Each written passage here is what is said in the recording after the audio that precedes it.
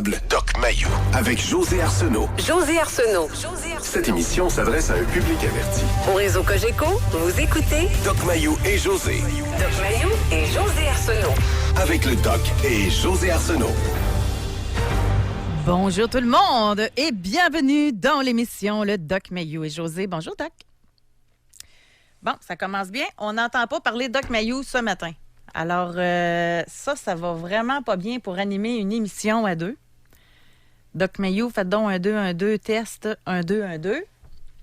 Bon, alors on va appeler la technique immédiatement. Moi, j'adore animer, mais j'aime tellement mieux faire de la communication. Oui.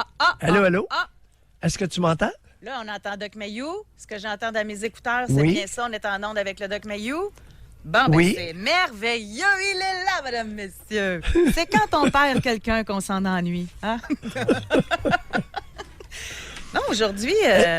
La perte à l'occasion souligne l'importance de ce qui fut.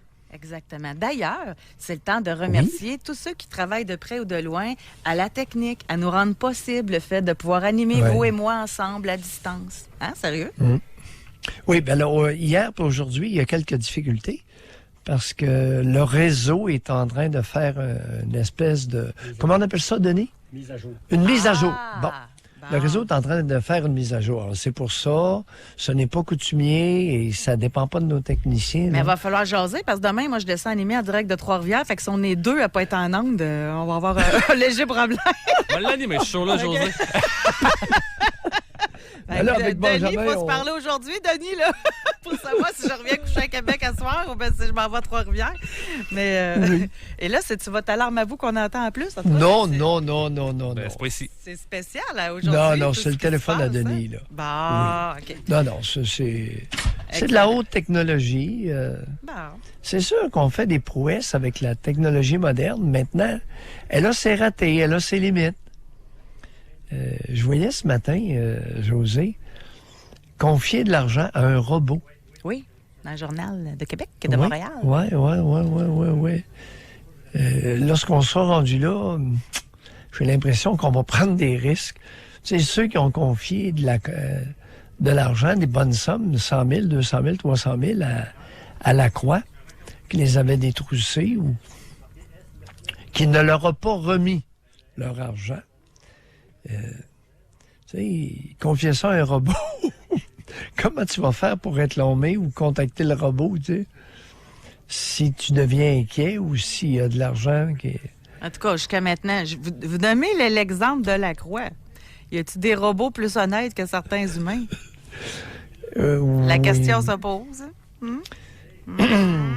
C'est parce que les robots ont un système de répondeur. En tout cas, moi, je ne suis pas fermée à l'évolution de la technologie. Mais ce n'est tellement pas notre sujet d'aujourd'hui. Exactement. Doc, on a un sujet, on va s'y tenir. Oui. Aujourd'hui, on s'inspire d'un article que j'ai lu concernant un humoriste. Et je suis très honnête avec vous, je ne le connais pas personnellement. Je ne suis jamais allée voir un de ses spectacles. C'est Rachid Badouri. Et pourquoi on en parle aujourd'hui? Parce que on dirait qu'il est dans une période de rédemption. Je ne sais pas comment expliquer ça, mais on le voit partout. Même à tout le monde en parle. Il est allé faire une entrevue qui avait fait réagir. Moi, c'est là la première fois que je l'avais entendu dire qu'il avait beaucoup changé, qu'avant ça, il se prenait un peu pour un autre, etc.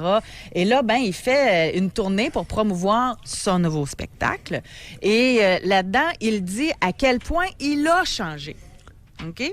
Et là, il dit qu'en 2017 et dans les dernières années, là, il l'a vraiment pas eu facile. Premièrement, il a souffert d'une cellulite à la jambe qui aurait pu le tuer. Il a vécu intensément le scandale de Gilbert Rozon parce qu'il était avec l'agence Juste pour rire.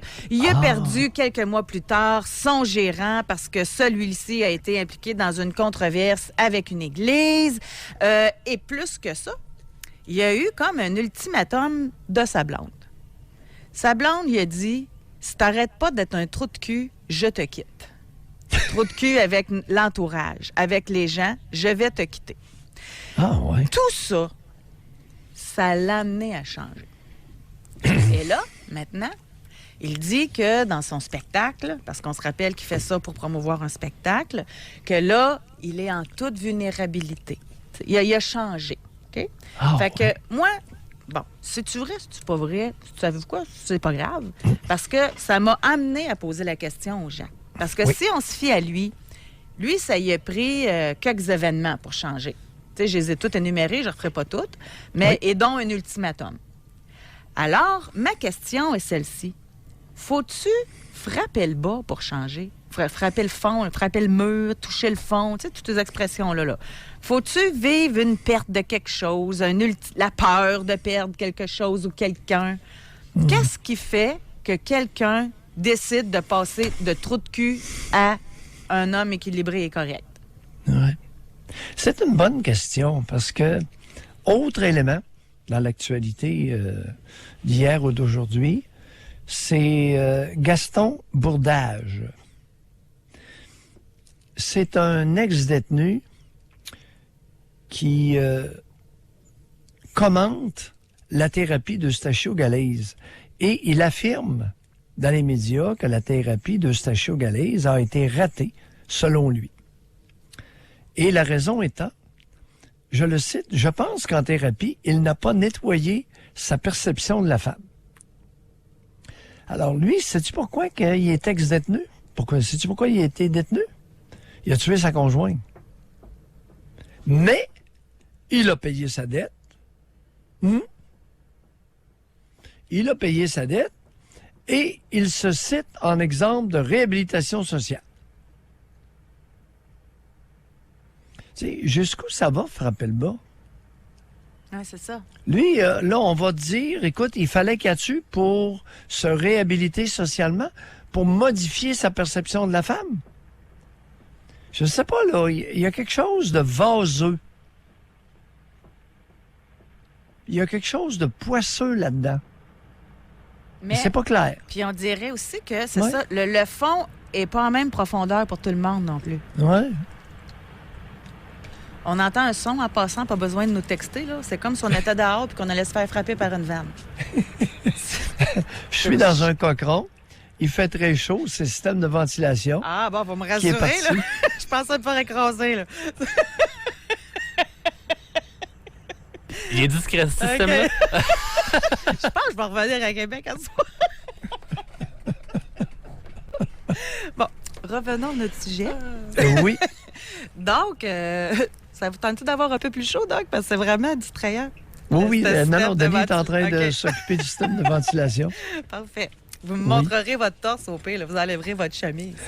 Bon, alors donc, ça se peut-tu qu'il y en a que le fond est plus profond que d'autres? Il faut qu'ils vivent beaucoup plus de pertes, d'obstacles, de misère que d'autres avant de comprendre de quoi?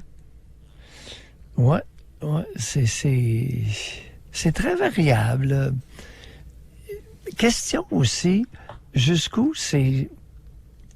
On va écouter les auditeurs.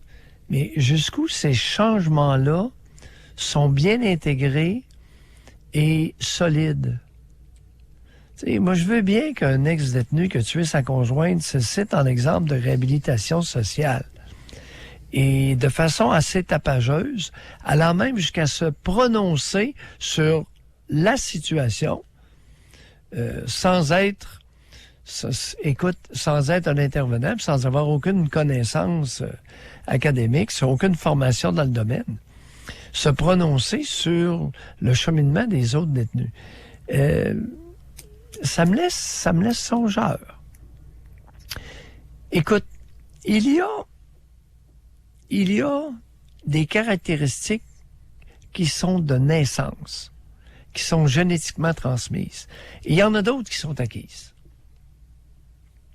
Lorsque vous essayez de modifier vos traits de caractère de façon importante, traits de caractère que vous avez reçus dans votre génétique à la naissance, les risques que vous échouiez sont élevés. Lorsque vous avez acquis, vous avez baigné dans un bain malsain, ça c'est différent. Alors, à ne pas confondre l'un et l'autre. Je faisais un tour Oui. de table ce matin Oui, avec, allons-y. Oui. avec les collègues de Québec pour parler de notre sujet. Puis moi, je parlais de mur, je parlais de fond, tu sais, qui amène Oui. peut-être un... Parce que notre question, c'est ça, c'est qu'est-ce qui vous a amené à changer? Y a-tu eu un point tournant? Y a-tu eu quelque chose? Puis, il y a deux animateurs, eux autres sont convaincus que c'est une personne qui peut les amener à changer, une rencontre, quelqu'un que tu estimes beaucoup, quelqu'un qui Oui. entre dans ta vie, qui peut te permettre de changer. Définitivement. Beaucoup le croient ça et... Moi, j'ai de la misère Oui. avec ça. C'est drôle, hein? oui, Moi, mais j'ai c'est- l'impression que si cette personne-là part, là, tu vas revenir comme avant. Fait que tu vas avoir changé juste pour l'avoir à tes côtés. Mais aussitôt qu'elle va être partie, tu vas revenir dans tes anciens patterns. Sais-tu qu'est-ce qui est plus fort qu'une personne? Une croyance. Une croyance religieuse. Énormément de monde vont changer suite à une rencontre avec le divin ou... mais oui, à une conversion quelconque. Mais dans un cas que c'était une personne méchante, pas fine, on s'en fout que ça vienne de n'importe qui, là, pourvu qu'elle change pour le positif. Tu sais, on peut pas... Sérieux, là. Moi, je suis pas croyante, pas pantoute, mais prends quelqu'un qui était vraiment pas fin, méchant, qui a une rencontre avec le divin puis qui devient équilibré. OK. Et d'où cette propension qu'ont plusieurs personnes, suite à des croyances religieuses, de répandre la bonne nouvelle. Ouais, mais Vous là, savez- ce matin, Doc, là, Oui. c'est pas ça. Je m'excuse respectueusement. Là, on parle pas de ceux qui donnent des leçons. OK? Parce que vous êtes beaucoup là-dedans. Là. Parce que je sais que vous haïssez ça, là, les moraleux. Mais là, on n'est pas là. Là, on demande aux gens qu'est-ce qui vous a fait changer. OK. Oh oui. OK. Vous avez, Première étape. vous avez changé quoi? Et Oui. grâce à un obstacle, à une défaite, à une perte, à une rencontre, on va commencer par ça si vous n'y voyez OK. pas d'inconvénient. Avec grand plaisir. Parfait. Donc là, on va aller à la pause. Oui. La circulation est revenue tranquille dans votre studio, à ce que je puisse constater. Oui. Fait que c'est parfait. La vanne est passée. On va à la pause. Vous pouvez... aujourd'hui, c'est un sujet qui va être beaucoup plus intéressant par téléphone. Au 1-877-670-9330. Mon souhait est qu'on vous parle tout de suite au retour de la pause. Mais pour ce faire, vous devez composer de maintenant le numéro de téléphone. Qu'est-ce que ça a pris pour que vous changiez? Oui. Pour nous rejoindre en studio, 1-877-670-9330 ou par texto au 25-226 FM 93. 1-877-670-9330. On veut vous entendre. Avez-vous changé? Qu'est-ce que vous avez changé de vous et qu'est-ce qui a amené ce changement-là? La question très simple, c'est faut-tu souffrir pour changer? C'est exactement ça. Ou ça peut être... Attends un peu. Oui, est-ce qu'un changement peut s'opérer en l'absence de souffrance? Ouais. Oh, là, tu viens d'amener un élément important. Alors, oui, la souffrance peut être vecteur de changement. Ça, la réponse, c'est oui. Parce que selon moi, tant que ça va bien, tu te dis, ça va bien, pourquoi je changerais? Puis quand ça va bien, ben c'est jamais de ta faute, hein, c'est celle des autres, bien souvent. Oui. La souffrance des autres, c'est très... Je dirais que c'est un vecteur. Ce n'est pas un vecteur négligeable, mais la souffrance des autres est pas tant un vecteur de changement. C'est lorsque l'individu, l'être humain, souffre. Oui. Oui. Mais c'est relativement rare et peu convaincant que la souffrance des autres. Non, mais c'est pas ça que je disais. Moi, c'est que tu mets pas. Au lieu de dire que c'est toi qui es dans le tort, il y a des champions qui disent que c'est jamais de leur faute. Oh oui. C'est la faute des autres. Fait que Oh les oui. autres, c'est eux autres qui sont pas corrects dans leur tête, là. Oui, puis s'ils souffrent, c'est de leur faute. Tu sais, quelqu'un qui boit tous les soirs, là, c'est pas de sa faute, là. Écoute, tu m'as connu, j'étais de même, là. Fait que, endure, là. Moi, je bois, puis il y en a pas de problème. T'es pas content, c'est que ton camp. Tu sais, La c'est... dope. Exact. La dope, le pot à tous les soirs. C'est pas eux autres qui sont pas corrects, là. Ouais. Le gars qui dépense là, un budget de centaines et de centaines de dollars par mois en dope ou en alcool, là, tandis que la mère a de la misère à nourrir son enfant. Voyons donc, là, franchement, on va manger du spaghetti plus longtemps. C'est quoi ton problème? Tu sais, c'est pas de leur faute, là. Tu sais, c'est ça. Sauf que, ce même gars-là, finalement, la madame, elle se tanne. La madame, elle laisse. Puis là, tout d'un coup, premièrement, il y a moins d'argent pour se payer ses affaires. Il faut qu'il s'horloge, ça lui coûte plus cher. Là, il commence à se réveiller un peu, là. Beaucoup même. Dans bien des cas, menace suicidaire, menace homicidaire. On en a déjà là, qui sont passés par là. Mais là, sérieux, là, ça me tente quasiment de pas de lire de texto parce que je veux qu'on aille au téléphone. 1-877-670-9330. Mais quand même, je vais lire Homme 42 parce qu'on va partir de la base. Puis ça, j'aime vraiment ça et c'est là qu'on vous voit dans toute votre splendeur. Parce que vous avez dit tantôt que ça peut être acquis ou que ça peut être inné. Oui. OK? Nos comportements, là. Et Homme 42, il dit « Comment bien identifier l'acquis de l'inné? Je travaille sur mon caractère et mes attitudes et habitudes et je pense que ça m'aiderait de mieux comprendre comment. » Bon, 3 mots, caractère, attitude, habitude. C'est pas évident. C'est pas évident. Je vais vous donner un exemple. Un trait de caractère qui consiste à être méticuleux et ordonné. Alors, ces individus-là sont facilement très propres parce qu'ils sont nés. Et on voit ça chez les petits-enfants, ils rangent leurs jouets, ils le font par eux-mêmes. Oui. Alors, ils sont nés avec une propension à être méticuleux, à être ordonnés. Par contre, il y en a d'autres qui sont nés avec la malpropreté en eux. Ça les dérange pas du tout. Ils ne rangent rien, c'est les petits-enfants. Le bordel, la saleté, il n'y a rien qui les dérange. Fait que ça, c'est inné. Oui, de naissance.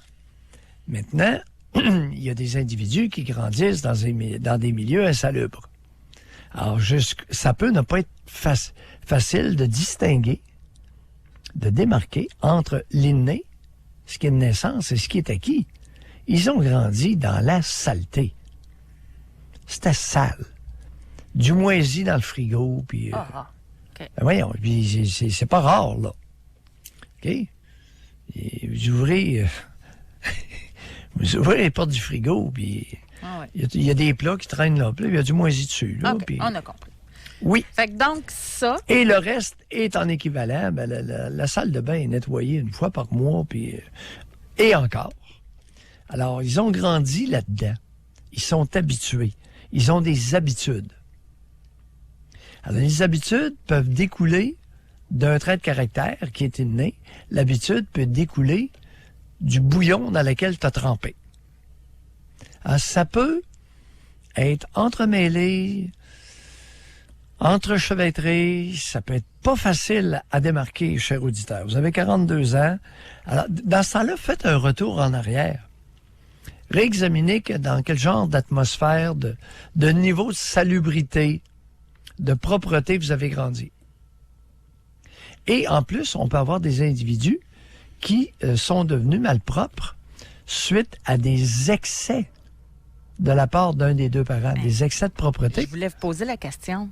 C'est-tu en rébellion, même? Ben tu sais, tout le oui. temps de faire dire « Hey, ta chambre, il y a une affaire qui traîne là. » J'ai dit « Va ramasser ta chambre. » Ben là, OK.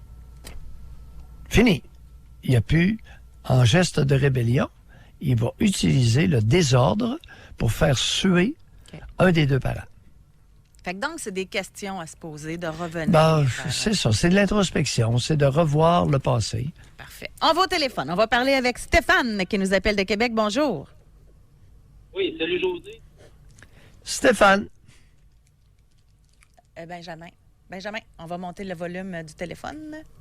Attendez un petit peu. On a Oui, parce que moi non plus, je vous entends pas très bien. Parfait. Bon, là, on vous entend bien. OK, merci.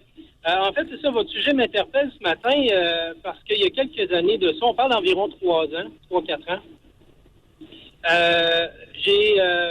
En fait, là, j'avais une fréquentation, pour être clair, Doc. C'était une blonde que j'avais, on n'était pas ensemble, puis je l'ai trompée, puis elle l'a su. Oui. Puis j'ai eu une grosse remise en question personnelle. Là. Donc, je me posais beaucoup de questions pourquoi j'ai fait ça, pourquoi est-ce que j'ai posé ce geste-là, pourquoi est-ce que j'ai pas pensé aux conséquences qui pouvaient venir avec si je me faisais pogner, un paquet de questions comme ça. Puis, j'ai commencé de la thérapie pour me rendre compte, finalement, que j'avais tendance, à me mentir beaucoup à moi-même. Oui. Puis, en allant plus loin que ça encore, je me suis rendu compte qu'il y avait quelque chose qui m'a manqué dans mon éducation. Ah oui? Quand je parle d'éducation, je parle de parentage. Fait que, au niveau de mes parents, j'ai eu une mère qui était très proche de moi. Et ça m'a amené, disons, à pas voir les gens tels qu'ils étaient. Et surtout les femmes. Fait que ça m'a amené de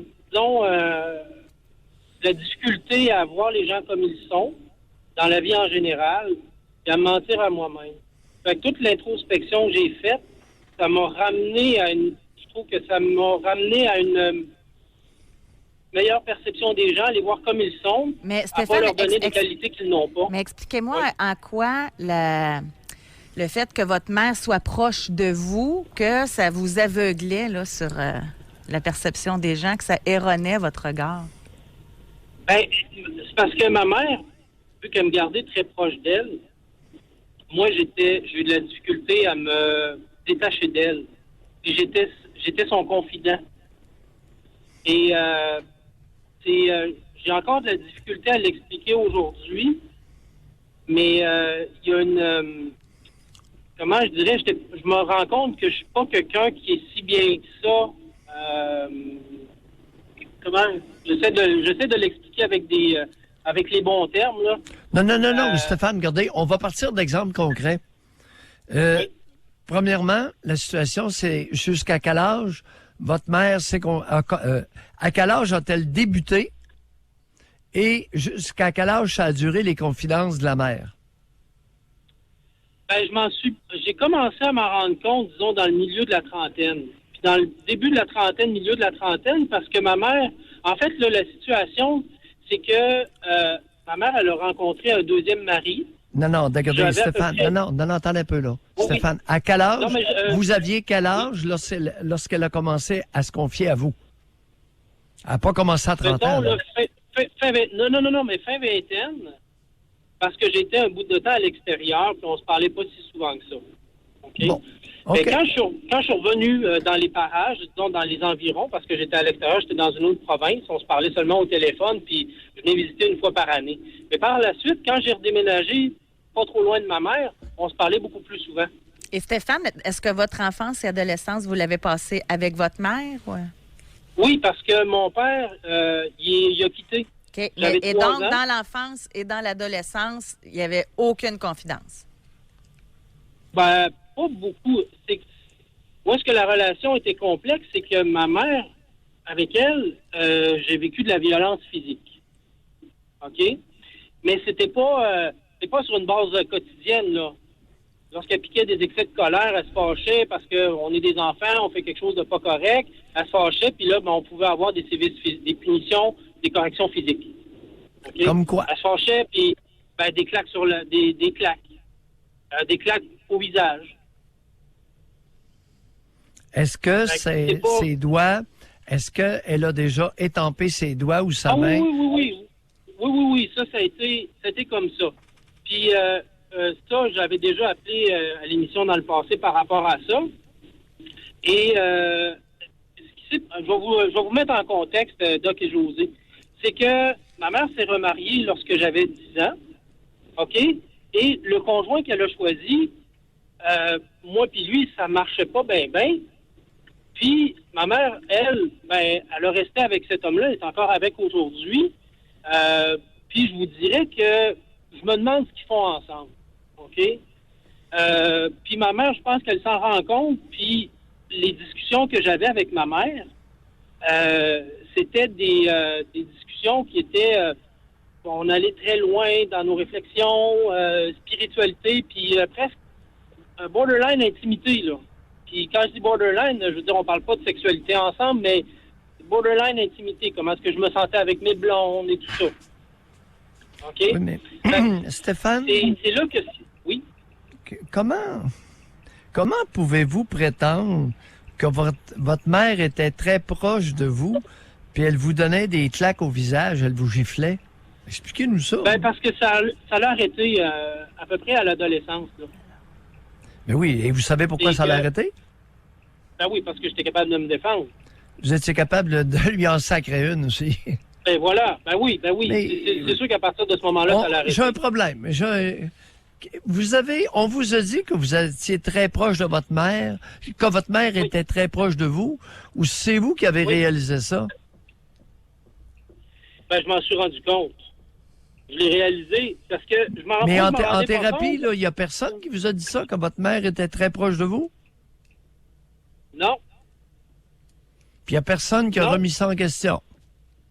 non, c'est moi qui l'ai remis en question suite à un appel à votre émission. OK. Bon. Parce que votre mère, là, une mère qui frappe son fils au visage puis qui étampe sa main, je regrette, elle n'est pas proche de lui, là. Ben, regardez bien, Doc. C'est que ma mère était, de façon générale, très affectueuse. De façon générale. Et là, je dis de façon générale, OK? Parce que, je veux dire, c'est pas tout est noir, tout est blanc. Oui. Je veux dire, elle est pas tout le temps... C'est pas parce qu'elle m'a giflé une fois, mettons, une fois dans la semaine, qu'elle va être méchante le reste de la semaine. OK. Stéphane, on va juste conclure parce que vous avez téléphoné Oui. pour dire que vous avez changé suite à une infidélité. Là, vous avez été en thérapie. Et est-ce que Oui. vous avez changé? Ben moi, je pense que oui, parce que c'est surtout au niveau des perceptions que j'ai des gens.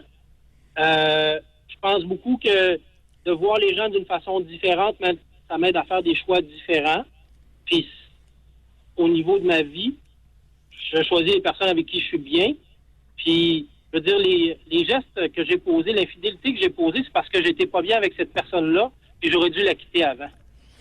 Stéphane, Oui. celle avec qui vous avez eu une relation extra-relationnelle, extra-fréquentation, de quoi elle avait l'air? Oui. Est-ce qu'elle en valait la peine? Voulez-vous la réponse honnête? Ben oui.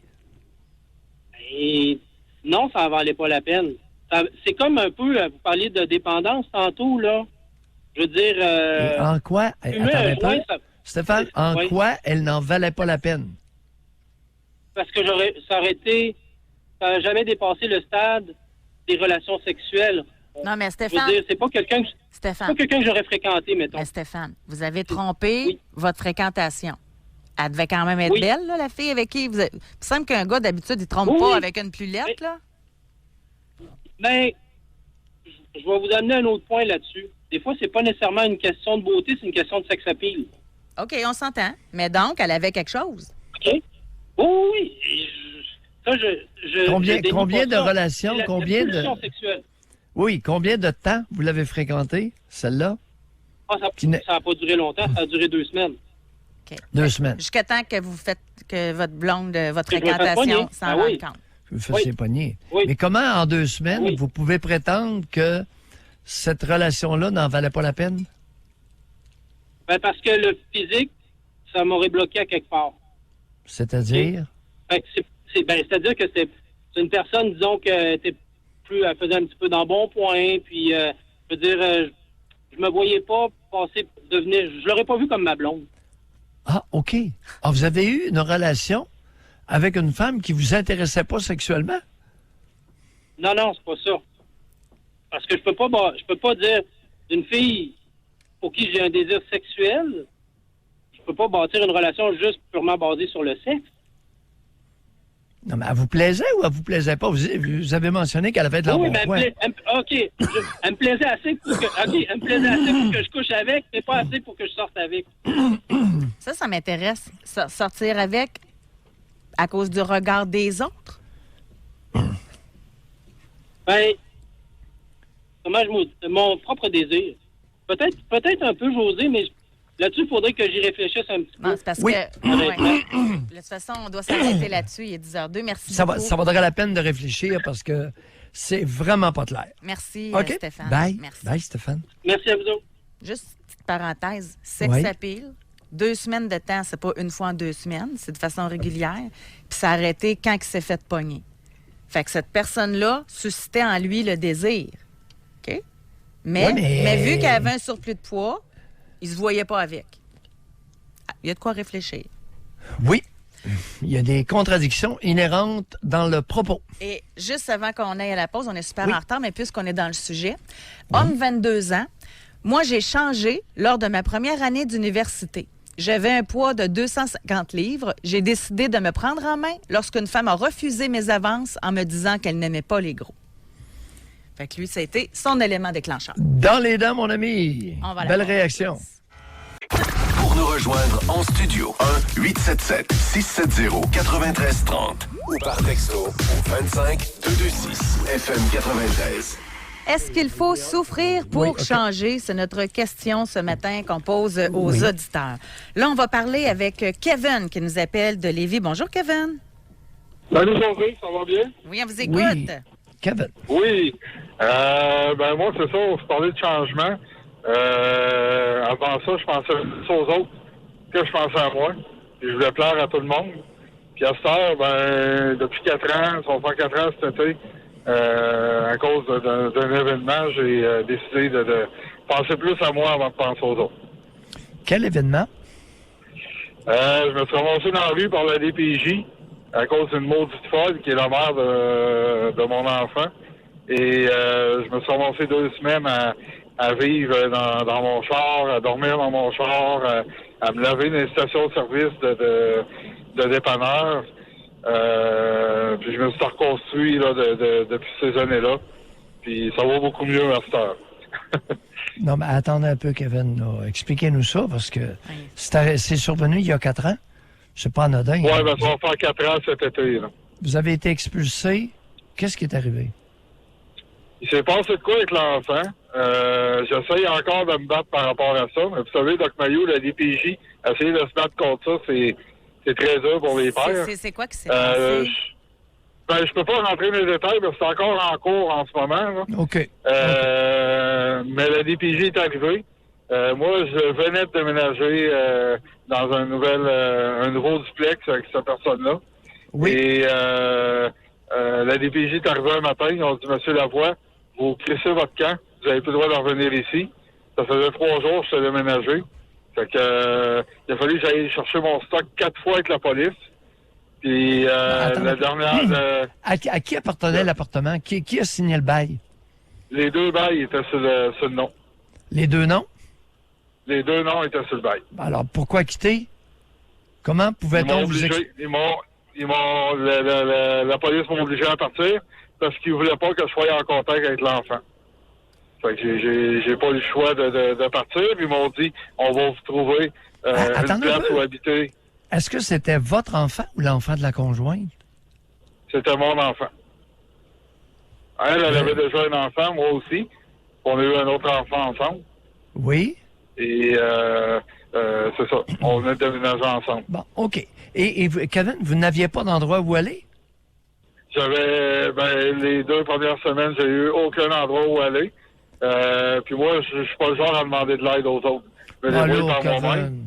Bon, oui, Kevin, vous débrouillez par vous-même en dormant dans votre auto pendant Mais 2 pas semaines. de parents, pas de famille, pas d'amis, Kevin? Moi, ma mère est décédée en 2013. C'est moi qui s'en occupais à partir de l'âge de 12 ans. Oui. Mes grands-parents, il me restait ma grand-mère, mais elle était en foyer. Puis la tante de ma mère qui me restait, je n'étais pas en bon terme avec elle à cause de mon ex-conjointe. Pas de frère, pas de sœur? Pas de frère, pas de sœur. Mon père vivait à l'extérieur. Pas d'amis. Fait que... Et mes pas d'amis. C'est là qu'on voit c'est là qu'on voit c'est qui nos vrais amis. Bon, Puis il n'y en a pas un qui voulait m'héberger. Vous en aviez Fait que, pas. Oh là là! Ouais. Ouais. Et là, en quoi vous avez changé, Kevin, depuis cet événement-là? Je pense plus à moi.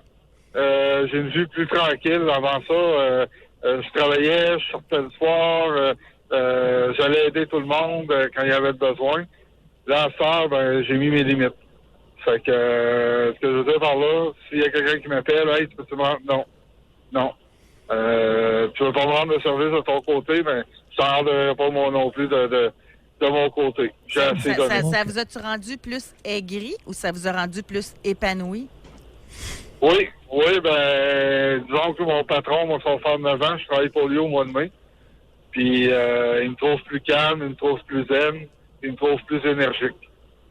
Fait que, il me trouve que je me sens mieux dans ma peau depuis ce temps-là. Fait que, Vous avez mentionné avoir pris soin de votre mère depuis l'âge de 12 ans. C'est quoi cette affaire-là? Oui, j'en prenais soin avec mon grand-père. Ma mère avait une déficience. C'était pas de s'occuper de ses comptes ou quoi que ce soit. Fait que je m'occupais des comptes, je m'occupais de l'épicerie avec mon grand-père, je m'occupais du ménage. Elle était déficiente intellectuelle? Oui, une petite déficience intellectuelle. Pour elle, sa vie, c'était aller prendre son café au petit café du coin, aller gratter des bingos, des mots cachés, s'acheter ses bancos, écouter la télé, puis manger du spaghetti 3 fois par jour, 7 jours sur 7. Fait que c'était sa petite vie, sa petite routine. OK. Alors, heureusement, vous n'avez pas hérité de ce handicap? Non. OK. Excellent, Kevin. On vous souhaite bonne chance. Merci. Merci, Kevin. Bye. Aïe, aïe, aïe. Alors, effectivement, dans bien des cas, on utilise les enfants pour pallier à des carences ou des déficiences intellectuelles chez un des parents.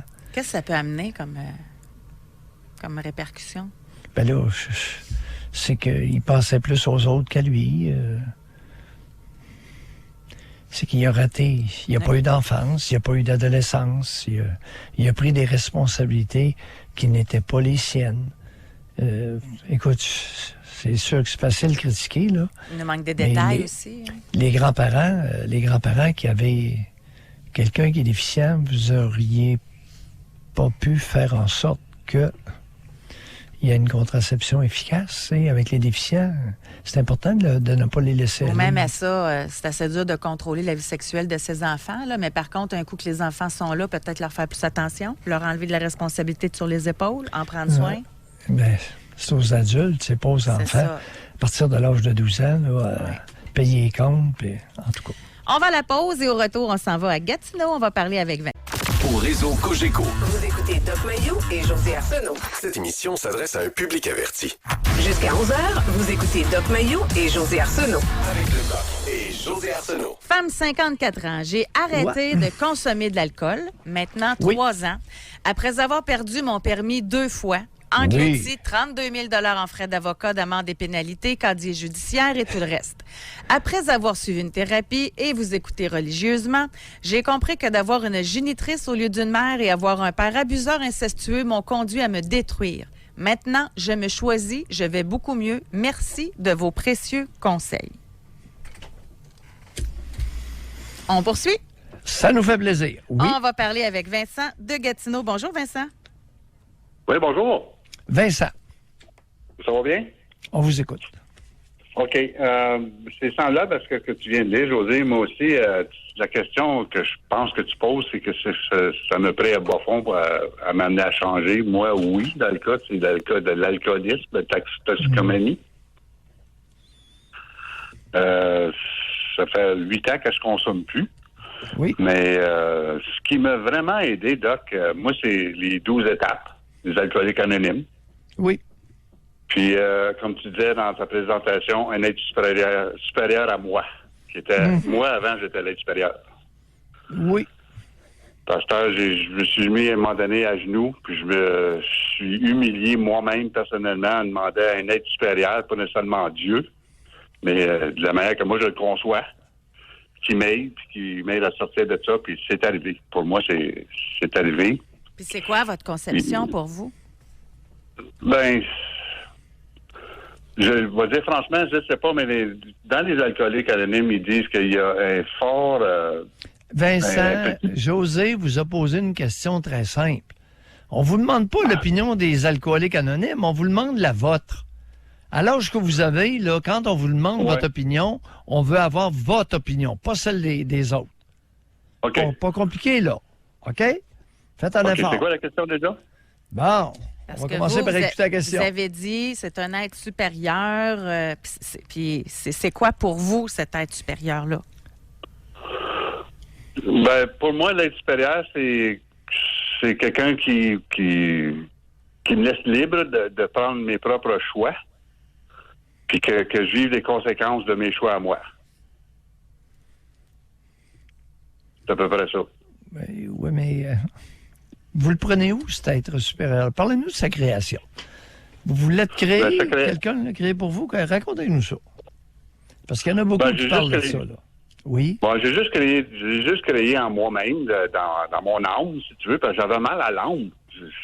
J'étais pas bien avec moi-même, fait que je me suis créé un être supérieur comme quoi qui me comprenait, puis Ah oui? qui me Vous vous laissait êtes libre. inventé quelque chose de magique en vous. C'est ça que vous nous dites? Exactement. Oui. OK, là, je m'excuse de jouer ces mots, là, mais si c'est votre création, donc c'est vous, là. Comprenez-vous? Oui, oui, je comprends ce que tu dis, mais au moins, cette création-là que je me suis créée moi-même me garde sobre. Oui, Dans mon ça cas, fonctionne. moi, Oui, ça fonctionne, mais tant Si ça qu'à moi, fonctionne, c'est c'est bon pour moi. vous gardez sobre. Tu sais, moi, en passant, ça serait bien plus bravo Vincent. Tu sais, vous Ouais. gardez sobre. Non, ça ne marchera D'accord. pas. Ça ne marchera pas, José. Ça ne marchera pas. Parce qu'il se conçoit comme étant un être inférieur. Et qu'est-ce que ça prendrait, Vincent, pour que vous passiez... Quel âge avez-vous? 62. 62. Bon. Qu'est-ce Oui. que ça prendrait à 62 ans pour que vous passiez d'un être inférieur à ce que vous êtes vraiment? Je sais pas. Moi non plus. Mais je posais la question candidement, là. Moi, je comprends, mais je sais pas, Doc. Oui. Alors, oui. Puis, José, j'étais très sérieux au début, puis Vincent a compris. C'est Oui. qu'il y en a plusieurs qui doivent attribuer à une création mentale un pouvoir spécial qui les guide, qui est supérieur à eux, qui les entraîne. Un C'est ça, leader le mot. imaginaire. Exactement. Ça, c'est le vrai mot. Un leader imaginaire. Exactement.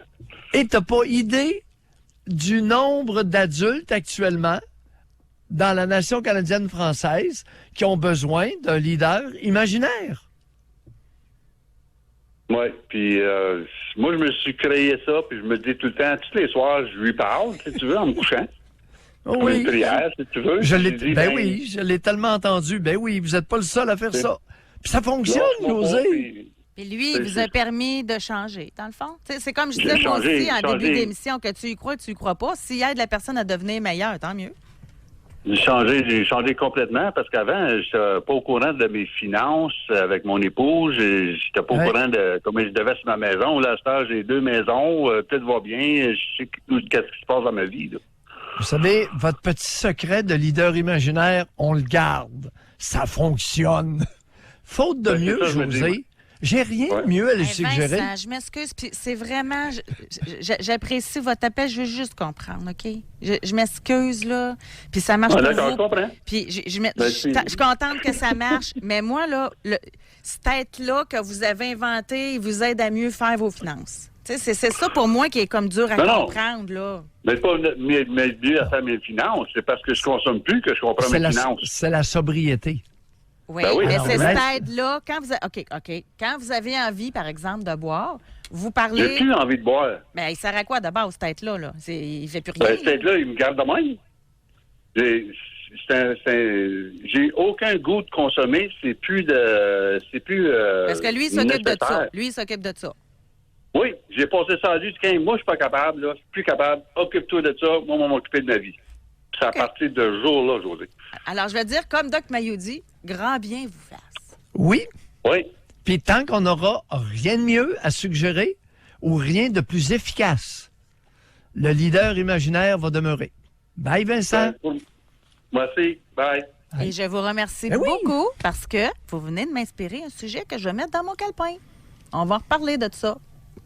Et là, on garde Ben notre oui. sujet d'aujourd'hui, je ne l'aborde pas, mais on s'en reparle dans un court terme, là, dans OK. un futur très proche. Oui. Ici, attendez un petit peu, homme 25 ans. J'ai arrêté de consommer des drogues après 2 crises cardiaques. Hey, c'est jeune, là, 25 ans. Oui. Maintenant, 4 ans sans rien consommer, j'ai retrouvé l'envie de vivre. Fait que lui, il a fallu qu'il ait pas 1, 2 crises cardiaques. Ouais, ben c'est pas... Appelez-nous. Appelez-nous parce que c'est un petit peu plus compliqué que ça, là. C'est pas aussi clair au niveau causalité que présenté. Alors, le fait lorsque quelqu'un cesse de se droguer, évidemment, la réalité s'impose et, dépendamment de l'adaptation à cette réalité-là, il peut y avoir des orientations de vie. C'est pas le fait qu'il y a eu 2 crises cardiaques, c'est le fait qu'il a arrêté, un peu comme Vincent. Quand il arrête de boire, il prend ses finances en main. Ça peut ne pas faire nécessairement, on lui a pas demandé, là, mais parfois la conjointe peut être un peu frue de ça et aller lui acheter une petite caisse de... On n'est pas là, six- vous êtes dans un autre film. Ah! Non, on n'est pas là. Oh, j'étais dans un petit film, là. Oui, on va à la pause, Doc. On veut... continuez, merci de nous appeler. Continuez, 1-877-670-9330. Est-ce que vous avez changé? Qu'est-ce qui vous a amené à faire ce changement-là? Est-ce qu'il a fallu que vous viviez une souffrance, une perte, la peur d'une perte pour changer? On veut vous entendre. Pour nous rejoindre en studio, 1-877-670-9330 ou par texto au 25226 FM 93. Alors, aujourd'hui dans l'émission, on veut savoir si vous avez changé. Qu'est-ce que vous avez changé et qu'est-ce qui vous a amené à ce changement? On s'en va en Estrie. On va parler avec Carole. Bonjour. Bonjour. Carole. Est-ce que vous... Oui. Moi, je veux juste apporter un petit bémol. Moi, j'ai réussi à prendre des décisions pour moi et mon mieux-être, au-delà de mes croyances religieuses et de mon éducation dans la religion, exemple, moi, catholique. 2 personnes dans ma vie m'ont apporté des mots. Le souffle de vie et ensuite un psychothérapeute qui m'avait juste dit cette phrase-là. Dans mon sommeil, moi j'ai rajouté comme dans mon éveil, mon corps trouvera tout ce dont il a besoin pour se guérir, si on veut, ou s'auto-guérir. Puis ça, Moi, ces je pense 2 que phrases-là, ça vous a amené à changer quoi, Carole? À prendre des décisions, rupture avec quelqu'un de toxique, m'en éloigner, en tout cas pour mon mieux-être, OK. Bon, je ne veux pas aller plus loin dans ce que j'ai traversé, mais c'est ce qui m'a amené à vraiment dire, bon, ben j'ai tout en moi, OK, j'ai toute la force, le souffle de vie immense qui m'habite. Puis avec ces phrases-là, le souffle de vie immense, et dans mon sommeil comme dans mon éveil, mon corps trouvera tout ce dont il a besoin pour se guérir ou changer, faire des choix. Vous avez pour quel mon âge bien-être. maintenant, Carole? Vous êtes rendu à quel âge, là? J'ai 62 ans. 62 ans. Et ce Oui. que vous nous dites, ça fonctionne pour vous? Ça a très bien fonctionné parce que j'ai appris, je connaissais mes capacités, mais j'en ai vraiment pris. J'ai fait vraiment une prise de conscience de plein de choses, dont celle-ci, que je suis en mesure de reprendre tous mes moyens et de me sortir de situations. Ben, il y a eu une prise de pouvoir. Voyez-vous, il y a quelque chose dans ces mots-là ou ces personnes-là Oui. qui vous ont permis de prendre du pouvoir. Et Ça, puis, j'ai repris le pouvoir. tant sur ma mieux. vie. Tant mieux. Oui. Si On ça est peut en bien aider content. d'autres. Pardon? Oui. Si ça peut en aider d'autres. Ben oui. C'est sûr que quand la recette marche, on se dépêche de la publier. Hein. Carole, merci de votre Carole, appel. juste un dernier commentaire. Moi, je veux bien Oui. que dans votre sommeil puis dans votre éveil, là, vous trouvez tout ce que vous voulez, mais oubliez pas de bien vous alimenter aussi. C'est important. Gardez votre force. Absolument. Bon, Bien sûr. excellent. Bye-bye, Carole. Bye. OK. Belle journée. Bye. Homme 38. Toute ma vie se résumait à mon petit monde. J'étais meilleure que les autres, je valais mieux que les autres et surtout, je croyais que tout m'était dû. Avec l'arrivée de mon premier enfant, j'ai vu que ma vie allait pas mieux que celle des autres. Depuis maintenant 10 ans, je suis quelqu'un de très apprécié et je m'excuse encore à des gens pour ce que j'étais avant. Au lieu de vous excuser, je vous suggérerais de donner l'exemple à votre enfant et d'entreprendre une démarche d'introspection, c'est-à-dire de regarder comment se fait-il qu'avant la naissance du premier enfant de votre conjointe, vous étiez à ce point mal intégré à la société. Qui est responsable de cette mauvaise intégration-là à la vie sociale, adulte? Ça, c'est le plus bel exemple, au lieu de vous excuser de façon futile, de donner à votre enfant.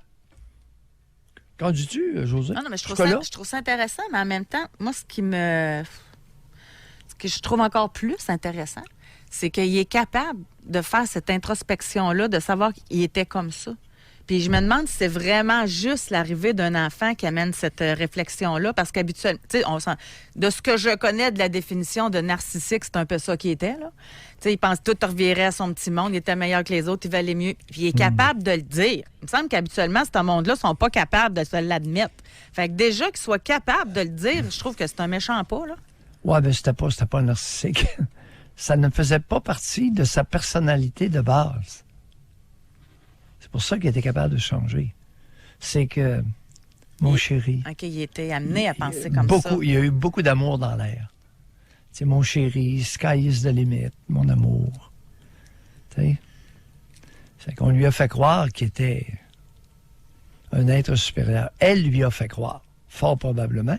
La situation la plus fréquente, c'est elle lui fait croire qu'il est un être unique. Jusqu'à temps que la réalité... Il arrive dans le monde, là, c'est ça? Il arrive dans le monde, puis là, ben, il y a que 3-4 dents qui lui partent, tu sais. Il frappe un mur. Tu sais, mon chéri, t'es le meilleur, t'es le plus fin, t'es le plus beau, puis t'es le plus tout ça. Parfois, la naissance d'un enfant, c'est pas toujours une sinécure, là. Hein? C'est pas facile. Dans le sens que, tu sais, il y a des parents négligents. Il y a des parents, clairement, en écoutant l'émission, qui n'aiment pas leurs enfants, qui ne voulaient pas avoir d'enfants, qui regrettent d'avoir des enfants. On a tout entendu ça la semaine passée. Oui, exact. Et ça fuck quelqu'un. Je vais parler très franchement. D'un autre côté, on a une mère qui aime vraiment son enfant, qui lui donne tous les compliments pour qu'il ait confiance en lui, qui est derrière lui, qui fait voir l'avenir d'une façon incroyable. Puis ça fuck l'enfant pareil. Elle ne l'aime pas. Elle s'aime. Une mère narcissique va engendrer un fils narcissique. Dans bien des cas, ben oui. On attribue le narcissisme aux hommes, voyons. Mais lui, vu qu'il a changé, ça veut dire qu'il l'était pas, là. C'est ça. C'était pas dans sa nature. Mais ça sa faisait mère... pas partie de sa personnalité, mais pouvait l'être. OK. Ben oui, son chéri, qui est le plus beau, le plus fin, le meilleur tout le temps, tu sais. Ben oui, mais c'est pas... Ça, c'est détester son enfant que de lui faire croire ce qu'il n'est pas. C'est pas l'aimer. Voyons. C'est sûr qu'il n'avait pas grandi, il était pas mature. Il y a des mères qui se servent de leurs enfants pour se valoriser, elles. Ben oui. Puis là, elle s'en vante ouvertement. Écoute-la parler ensemble, puis prête l'oreille, tu vas comprendre. Ici, on a un message Oui. d'une femme. Elle dit « Me faire violer à 13 ans et à 23 ans m'a amené à consommer des drogues. Aujourd'hui, à 25 ans, je n'en veux plus, mais je ne sais pas comment me remettre de ce pédophile. »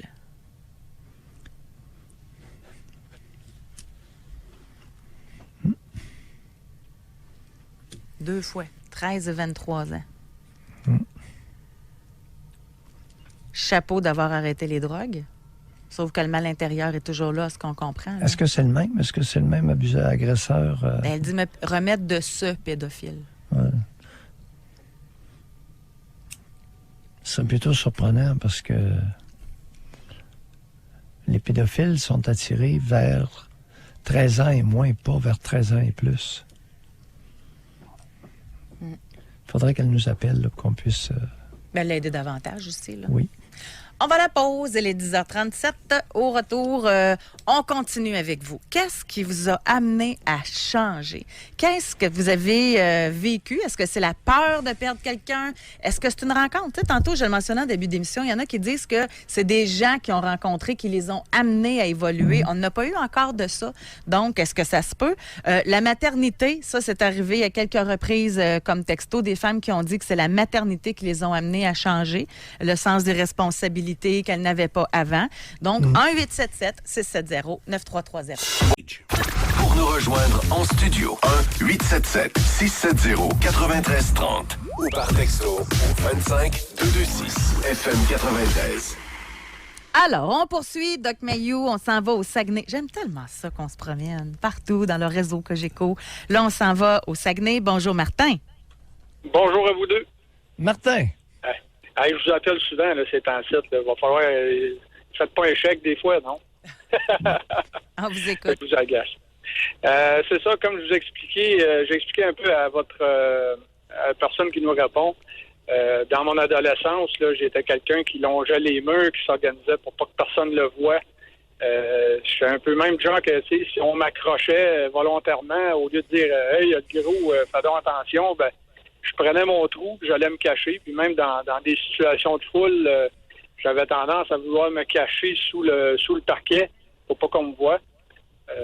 Fort probablement dû à un manque de confiance, à une absence de confiance, on pourrait dire.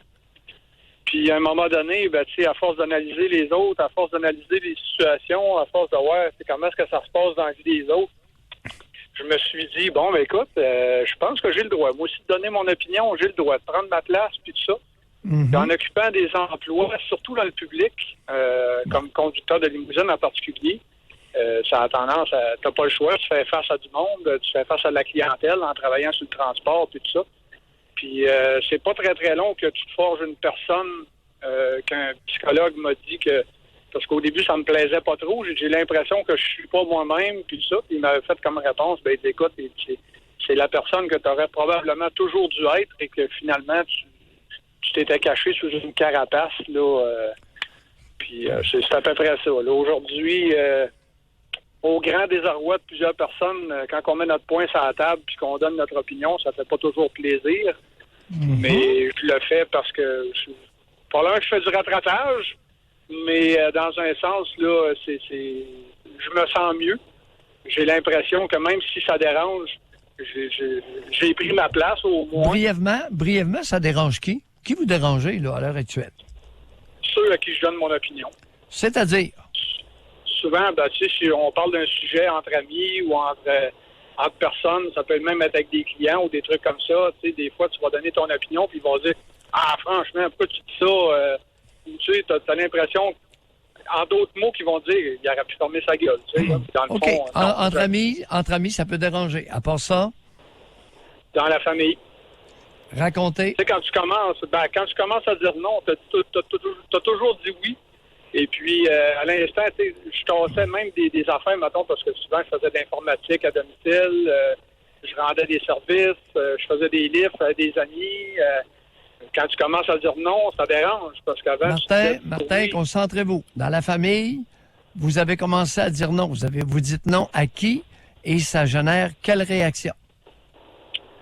Ben, c'est dans la famille. Ça pouvait être des tantes, ça pouvait être à mes parents, ça pouvait être à... En généralité, c'était ça. Là, pas mal ceux que je voyais le plus souvent, c'était à mes parents. Non, à l'heure actuelle. À l'heure actuelle.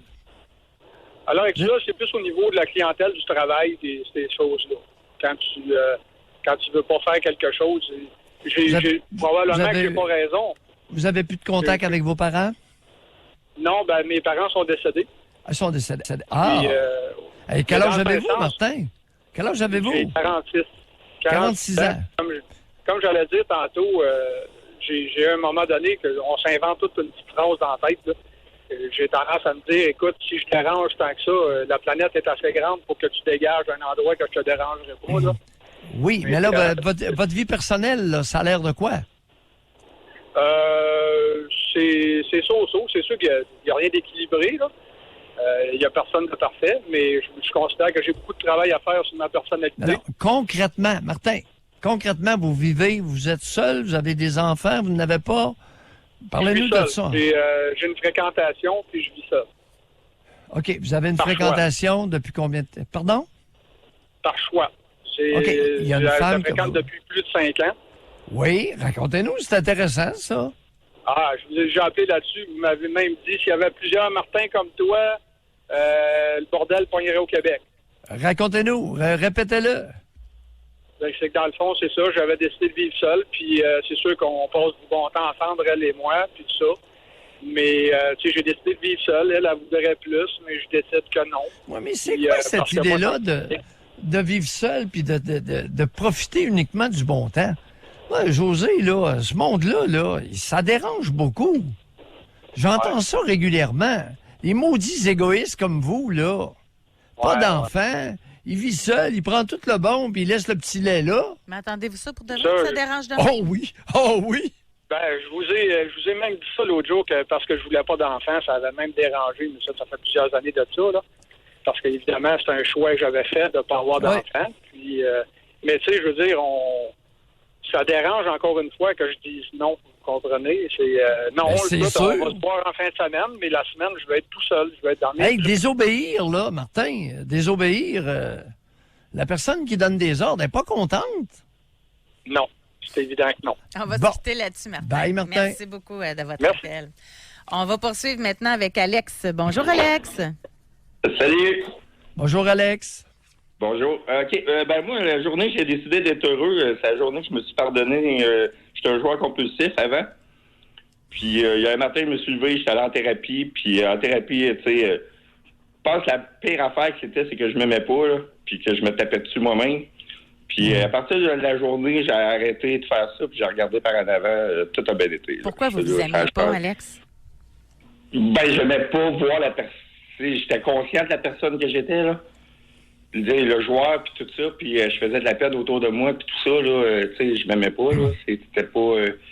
tu sais, à chaque fois que ça arrivait, j'étais pas content, là. Je pouvais pas m'aimer comme ça, là. Je me voyais pas vieillir comme ça. C'était pas Alex, mon but dans la vie d'être comme ça, là. Avant d'être gambler, est-ce que vous vous aimiez? Avant d'être gambler, là? Oui. Est-ce que vous vous aimiez? Je pense que oui, pas mal, oui. J'étais un sportif, j'allais voir ma famille, j'avais plein d'amis. Pas mal sûr que je m'aimais, oui. Ouais. Pas mal sûr que je m'aimais.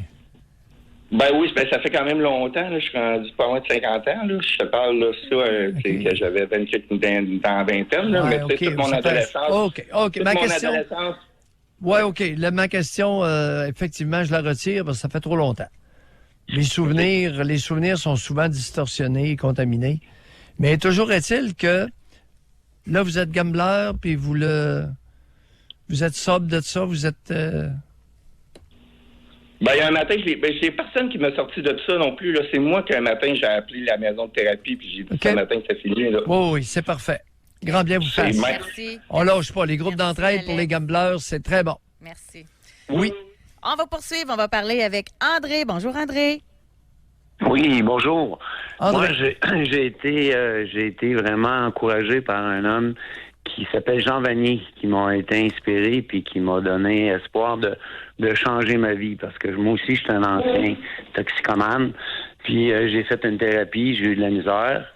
Il y a une parole qui m'a aidé. Et il y a cet homme-là, après ça, qui m'a inspiré pendant les 30 années qui ont suivi. Oui. Et ça fait combien d'années que vous êtes sobre, là, André? Ça fait 31 ans. 31 ans. Puis vous êtes rendu à quel âge, là? 60 ans bientôt. 60 ans. Et, dans quelques mois, oui. À 29 ans, j'ai fait une grosse thérapie. Oui. J'ai voulu rencontrer mon père qui est un... Oui. C'est quoi la parole? Oui, c'est quoi la parole Pardon? que quelqu'un... Quelle est la parole que quelqu'un vous a dite? C'est quoi cette parole-là? La parole, c'est quand je suis allé en thérapie, à l'endroit où mon père était allé et qui avait arrêté de consommer. C'était les Hospitalières Saint-Joseph à l'époque, à Bécomo. Et la parole qui m'a vraiment saisi, c'est « Tu es mon fils bien-aimé en qui j'ai mis tout mon amour ».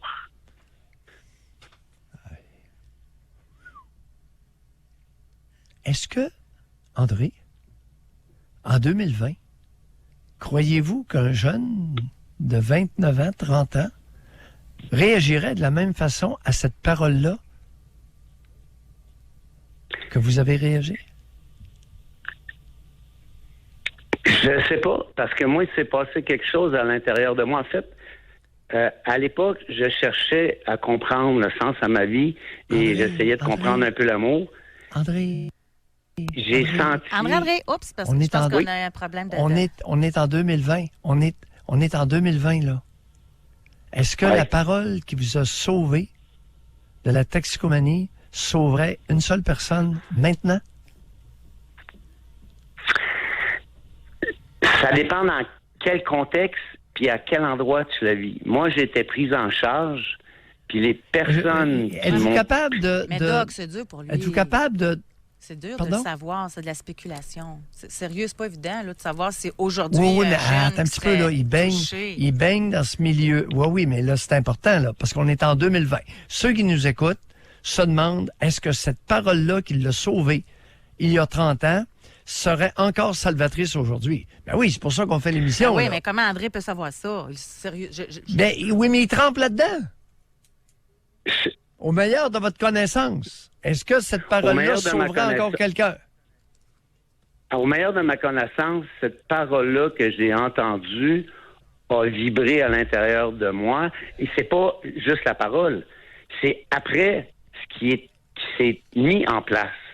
Les gens qui m'ont accueilli, qui m'ont donné le cadre que j'avais besoin pour réapprendre à être un être humain. Parce que moi, je sais très bien que la toxicomanie, c'est un mal de vivre qui te fait ne plus savoir vivre. Et j'avais pris conscience. Oui, mais là, nous autres, là, on est en quête. André, on est en quête de moyens efficaces. Et là, on essayait de profiter de votre expérience puis votre savoir dans le domaine pour essayer de développer les moyens les plus efficaces possibles en 2020.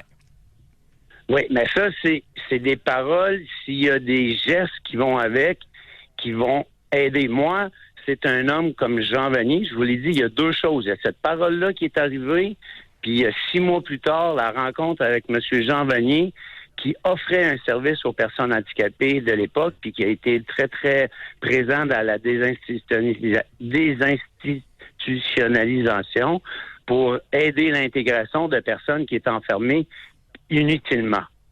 Okay. Et moi, ce service-là auprès d'un être humain m'a permis de grandir et de rester sobre toutes ces années avec comme but d'offrir quelque chose à la société. Bien, merci beaucoup, André, d'avoir pris le temps de nous écouter. Merci.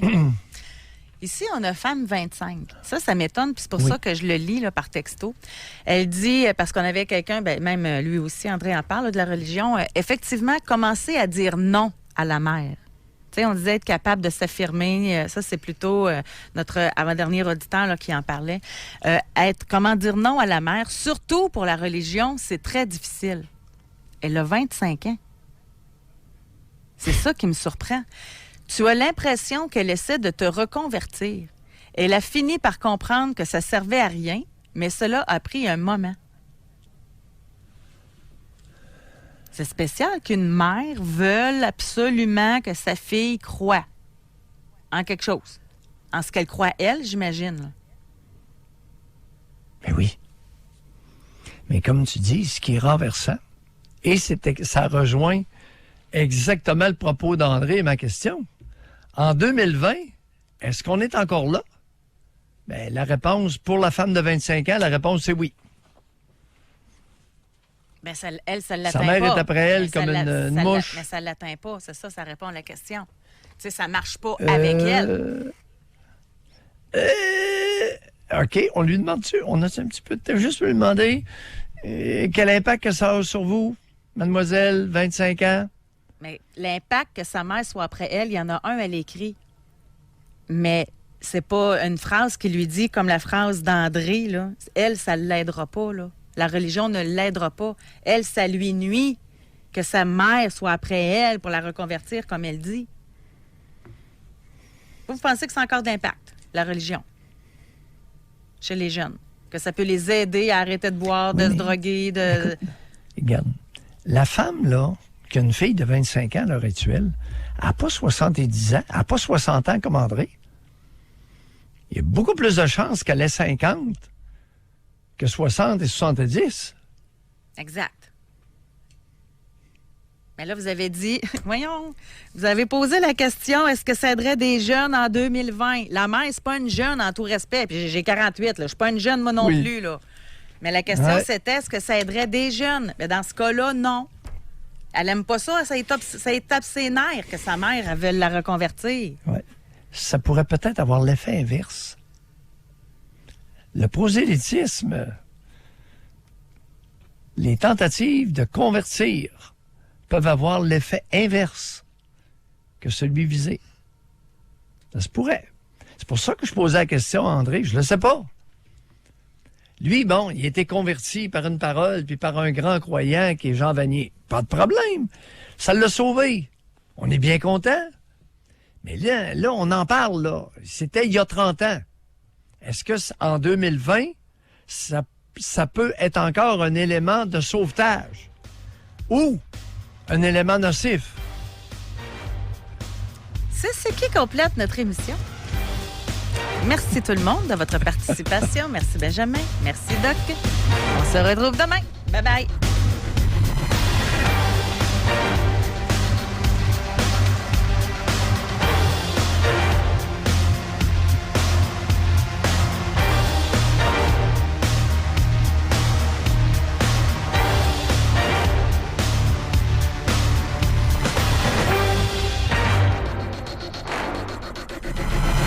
Soyez là demain, 9h30, pour une autre édition du Doc Mayou et José.